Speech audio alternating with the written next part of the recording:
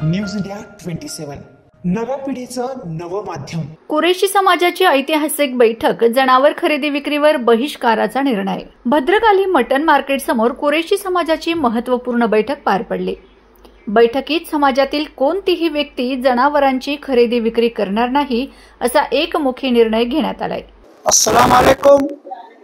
आज नासिक की कुरेशी जमात के तरफ से नासिक जिले में जो पूरे महाराष्ट्र में हमारे यहाँ कुरेशी जमात पे जो अन्याय हो रहा है, वो अन्याय के खिलाफ हम लोग ये बंद पुकारे हैं। बंद के पीछे सरकार ने 2014 में बोला था क्या घेणाऱ्याला 3 वर्षीची शिक्षा आणि देणाऱ्याला 1 वर्षीची।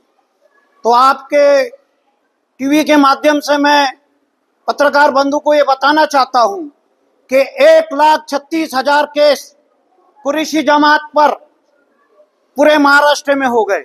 या नियमाचे उल्लंघन करणाऱ्यांना 50,000 रुपये दंड ठोठावण्यात येईल आणि समाज कार्यातून बहिष्कृत करण्यात येईल अशी तंबी देण्यात आली आहे।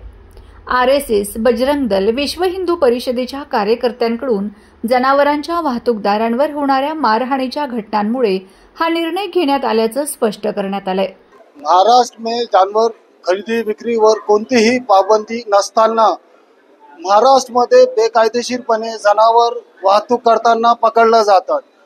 प्रत्येक वेळेस जनावर कत्तलीसाठी जात नाही, परंतु पोलीस गैरमार्गाने कुरेशी जमातच्या लोकांना पकडून खोटे गुन्हे दाखल करतात। आमचे लोकांना काही एक गुन्हा नसताना मारझोड करतात आणि बजरंग दलचे काही गुंड लोक काही एक संबंध नसताना आमच्या लोकांना मारतात। पोलीसवाले काही त्यांच्या विरुद्ध व्यवस्थित कारवाई करत नाही। या विरुद्ध महाराष्ट्र बरेचसे जिल्ह्यात बंद पुकारण्यात आलेला आहे। आज रोजी आम्ही बंद करून सहभागी झालेले आहे। तसेच गोशाळा व पांझरा पोलांमध्ये जनावरांचे होत असलेल्या हालांविरोधात शासनाकडे सखोल चौकशीची मागणी करण्यात आली।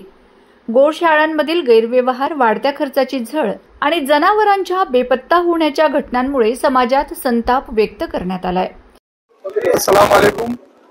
जो हमने बंद पुकारा अभी पूरे महाराष्ट्र के अंदर जो बंद है खरीदी बिक्री, इसके लिए हमने बंद पुकारा। खरीदी बिक्री बंद, घेनार देनार और गोश्त का व्यापार भी जो है सब बंद पुकारे हम, क्योंकि हमको RSS, बजरंग दल, हिंदू एकता सब लोग तकलीफ दे रहे हैं।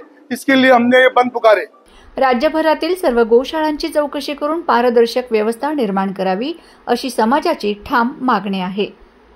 या बैठकीस हारून कुरेशी, रऊफ कुरेशी, फिरोज कुरेशी, जाबीरदादा कुरेशी, खाजा कुरेशी, शकूर कुरेशी, चांद कुरेशी, सोनू कुरेशी, शब्बीर कुरेशी, फारूक कुरेशी आणि अनेक कुरेशी समाज बांधव मोठ्या संख्येने उपस्थित होते।